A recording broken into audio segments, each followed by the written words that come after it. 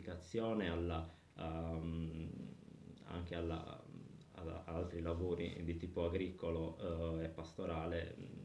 Insomma, No, vabbè, questo taglierei la penso la parte pastorale tagliamo. adesso perché non Sì, so la se tu... tagliamo, l'edizia, poi un pezzettino che vuoi dire?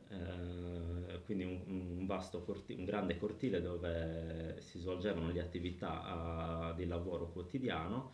ehm, e poi all'interno appunto ci sono diverse stanze, sono state riallestite due camere da letto, C'è il telaio c'è anche, anche il telaio che si trova nella sala centrale, che era anche la sala che accoglieva gli esterni, insomma gli gli ospiti. ospiti. E poi una cucina. Comunque in tutti gli ambienti sono esposti i oggetti legati alla vita quotidiana del passato, dei tempi diciamo antichi, ma comunque caratteristici della vita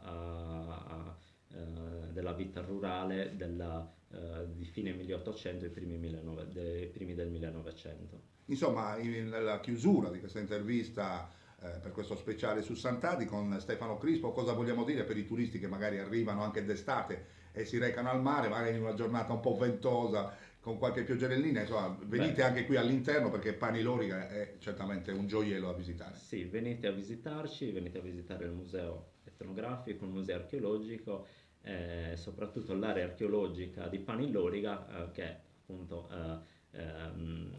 è accogliente e darà comunque delle grandissime soddisfazioni anche dal punto di vista paesaggistico. Soprattutto le stesse soddisfazioni che hai trasmesso a me ieri in questo bellissimo percorso davvero straordinario. Grazie davvero a Stefano Crispo che è l'archeologo della cooperativa, ricordiamo, Semata, che gestisce tutta la parte dei beni culturali della Anche a cittadina di Sant'Anna. Sant'Ani. Grazie a te. Grazie a voi, arrivederci.